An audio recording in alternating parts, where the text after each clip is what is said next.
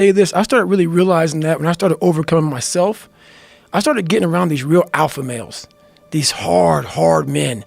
And I always put people way above me when I was growing up. Like, my God, they had to have a lot more than me to get to where they're at. And a lot of them did.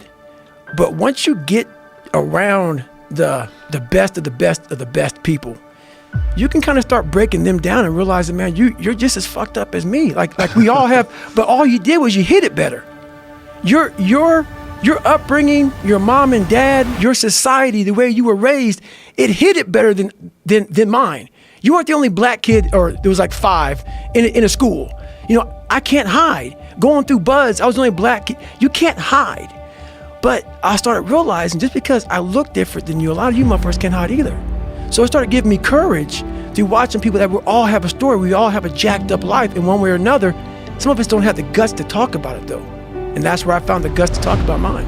Well, there's purity in physical pursuits, right? Because it doesn't matter what your social status is. It doesn't matter how people perceive you. When it comes down to how long can you stay in that pool, when it comes down to how far can you run, when it comes down to how much can you push yourself past the part where you want to quit, how far can you keep going? There's a purity in that it dissolves social order, all that bullshit, what people think about you goes out the window. It's who are you right now? That's right. Who are you right now? It's a true statement, man. And I look at it as psychological warfare. And that's where I started learning that life is one big psychological warfare that you play on yourself. You play on yourself, man. The most important conversation I ever had is with myself. And the shit I was telling myself was so fucked up, it was so wrong, it was so misguided.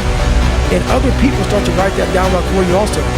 And it starts to be what you say to yourself every single day. And I started creating a whole nother warfare, a whole nother battle started coming. I was like, oh, hang on a second.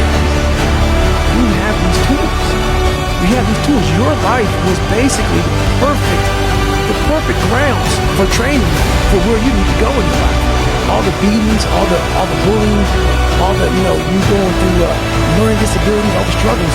It was an absolute perfect training ground for you to go where you need to go. And that's how I started looking at my life versus woe is me, poopy pants, kicking rock down the street mentality. It was wrong. God just hooked you right the fuck up. He hooked you right up, man, with the perfect place. You were training. For the first 18, 19, 20, you were training for this stuff, man. You have the advantage of everybody else versus, they're so above me. They came from a great family. Mom and dad love them. They didn't have to learn, they didn't stutter, they didn't struggle.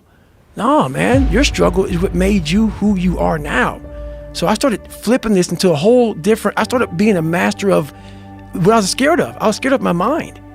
And I became literally a master of that mind. And that's what from now on, it sets me apart from most people.